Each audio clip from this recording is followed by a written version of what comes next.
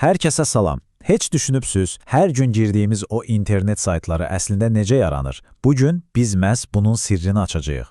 Və xeyr, qorxulu mürəkkəb kodlardan danışmayacağıq. Əksinə, webin ən təməl, ən sadə tikinti blokları olan HTML-ə baxacağıq. Birlikdə ilk web səhifəmizi sıfırdan qurmağa hazırsınız. Elə isə başlayaq. Yaxşı, bəs planımız nədir? Çox sadədir. Baxın, əvvəlcə HTML-in nə olduğunu, yəni webin skeletini anlayacağıq. Sonra bu skeleti yığacağıq, yəni əsas strukturu quracağıq. Sonra biraz rəng qatacağıq, mətinləri, şəkilləri, linkləri əlavə edib səhifəmizi canlandıracağıq. Və sonda hər şeyi səliqəyə salmaq üçün cədvəllərdən necə istifadə edəcəyimizi öyrənəcəyik. Addım-addım sıfırdan bir səhifə yaradacağıq. Deməli, ilk addımımız HTML nədir? Təsəvvür edin ki, bir bina tikirsiniz. Nədən başlayarsınız? Təbii ki, bünövrədən, skeletdən. Bax, HTML də internetdə gördüyünüz hər bir saytın skeletidir. Gözə görünməsə də, bütün məzmunu, mətinləri, şəkilləri, hər şeyi bir yerdə saxlayan, ona forma verən məhz odur.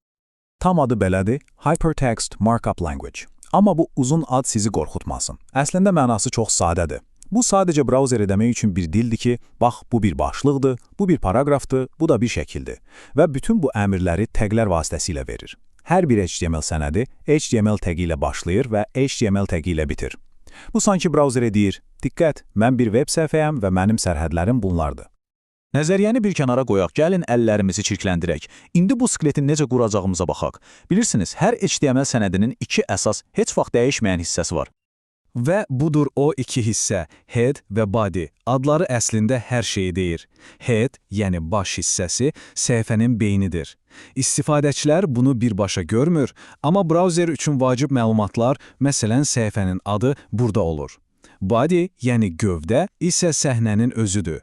Gördüyünüz hər şey, bütün mətinlər, şəkillər, videolar məhz bu hissədə yerləşir. Yaxşı, bəs o head hissəsinin içindəki title nədir? Baxın, indi brauzerinizdə yuxarıya. Hər pəncərənin bir adı var, elə deyilmi? Məhz o adı bu title tagi müəyyən edir. Bu olmasa, orada sadəcə qəribə bir fayl adı görəcəksiniz. Kiçik bir şey kimi görünsə də, əslində səhifənizin səliqəli və peşəkar görünməsi üçün çox vacibdir. İndi isə gələk məzmununu nizamlamağa. Bir kitabda fəsil başlıqları olduğu kimi, web səhifədə də başlıqlar var. H1-dən H6-ya qədər. H1 ən böyük, ən əsas başlıqdır. H6 isə ən kiçik. Bu, təkcə mətnin gözəl görünməsi üçün deyil. Həm də Google kimi axtarış sistemlərinə səhifənizin nə haqqında olduğunu başa salır. Yəni, düzgün başlıqlar istifadə etmək səhifənizin axtarışda daha yuxarılarda çıxmasına kömək edir. Mətinləri idarə etmək üçün də əlimizdə super sadə alətlər var. Məsələn, PTG ilə yeni bir paragraf yaradırsınız. Mətni yeni sətrə keçirmək istəyirsinizsə, amma yeni paragraf olmadan, o zaman BR istifadə edirsiniz. Mövzuları bir-birindən ayırmaq üçün isə H artıyı səhifəyə üfüqi bir xətt çəkir. Və bir də bu var, Align Equals Center. Bu bir atributdur, yəni TG əlavə bir xüsusiyyət verir. Bu halda deyir ki, bu paragrafı mərkəzə yerləşdir. Yaxşı, indiyə qədər quru, ağ-qara bir səhifə qurduq. Amma internet rəngarəng bir yerdir, elə deyilmi? İndi gəldik ən maraqlı hissəyə. Gəlin səhifəmizə biraz həyat, biraz stil verək. Səhifəyə təsir etmənin ən asan yolu fon rəngini dəyişməkdir. Bunu etmək üçün bayaq danışdığımız body taginin içinə BG Color, yəni Background Color atributunu əlavə edirik. Məsələn, BG Color Red yazsanız, bütün səhifəniz qıpqırmızı olacaq. Bu qədər sadə.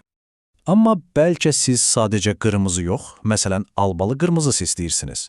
Onda nə etməli? Bax, bunun üçün hex kodları deyilən bir şey var. Bu 6 rəqəmli kodlar milyonlarla fərqli rəng çalarını ifadə edə bilir. Sadəcə unutmayın, kod həmişə diez, yəni hash işarəsi ilə başlamalıdır. Məsələn, hash F9 F00 elə bayaqki red ilə eyni şeydir. Amma bu üsulla istədiyiniz hər rəngi əldə edə bilərsiniz. Burada bəzi əsas rənglər və onların hex kodları var. Məsələn, tam qara hash 000000, tamaq isə hash FFFFF'dir. Amma narahat olmayın, bu kodları əzbərləməyə heç bir ehtiyac yoxdur. İnternetdə HTML Color Picker yazıb axtarsanız, qarşınıza istədiyiniz rəngi seçib kodunu kopyalaya biləcəyiniz yüzlərlə sayt çıxacaq. Mətnin özünü stilləşdirmək də çox asandır. Word proqramından hamımız istifadə etmişik, elə deyilmi?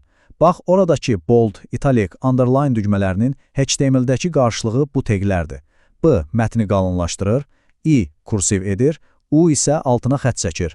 Hətta bunları iç-içə istifadə edib həm qalın, həm də kursiv mətn yaratmaq olar. İndiyə qədər etdiklərimiz əla idi, amma bir veb səhifəsi təkcə rəngli mətndən ibarət deyil. Onu həqiqətən maraqlı edən nədir? Təbii ki, şəkillər, başqa səhifələrə keçidlər, səliqəli siyahılar. Gəlin indi bu zəngin məzmunu səhifəmizə necə əlavə edəcəyimizə baxaq. Məlumatı səliqəli şəkildə təqdim etmək üçün HTML-in bizə təklif etdiyi 3 növ siyahı var. Əgər bir reseptdəki addımlar kimi sıralama vacibdirsə, OL, yəni Ordered List istifadə edirik. 1, 2, 3. Yox, əgər sadəcə alış-veriş siyahısı kimi sırası önəmli olmayan maddələr varsa, UL, yəni Unordered List, qarşısında nöqtələr olan siyahı. Bir də DL, yəni tərif siyahısı var ki, bu da lüğət kimi terminləri və onların izahını vermək üçün idealdır. Linklər ya da hipermətinlər. Bax, HTML adını verən şey budur və onlar həqiqətən də internetin ürəyidir. Onlar olmasaydı səhifələr arasında gəzə bilməzdik. İki əsas növü var. Birincisi, http://200/ başlayan və sizi tamamilə başqa bir sayta aparan linklər. İkincisi isə öz kompüterinizdə və ya serverinizdəki başqa bir səhifəyə, məsələn, haqqımızda.html faylına aparan linklər. Bir şəkil 1000 sözə bədəldir, elə deyilmi? Səhifənizə şəkil əlavə etmək üçün img tagindən istifadə edirik. Burada ən vacib şey CRC atributudur. CRC, yəni source və ya mənbə. Bura şəklin yerləşdiyi ünvanı yazırsınız. Şəklin çox böyük və ya kiçik olmasını istəmirsinizsə, width, yəni eni və height, yəni hündürlüyü ilə ölçülərində özünüz təyin edə bilərsiniz. Və gəldik sonuncu, amma çox faydalı bir alətimizə, cədvəllər. Əgər müqayisəli məlumatlar, statistikalar və ya sadəcə səliqəli şəkildə düzülməli olan məlumatlarınız varsa, cədvəllər sizin ən yaxın dostunuz olacaq. Cədvəl yaratmaq əslində Lego yığmaq kimidir. Hər şey table tagi ilə başlayır. Bu bizim böyük çərçivəmizdir. Sonra hər bir sətri, yəni table row-u tr tagi ilə əlavə edirik. Və nəhayət, hər sətrin içinə məlumat xanalarını, yəni table data-nı td tagi ilə qoyuruq. Əgər ilk sətrin qalın başlıq olmasını istəyirsinizsə, td yerinə th, yəni table header istifadə edirsiniz. Bu qədər. Və baxın, bayaq yazdığımız o taglər toplusu brauzerdə məhz belə bir şeyə çevrilir. Səliqəli, nizamlı bir cədvəl.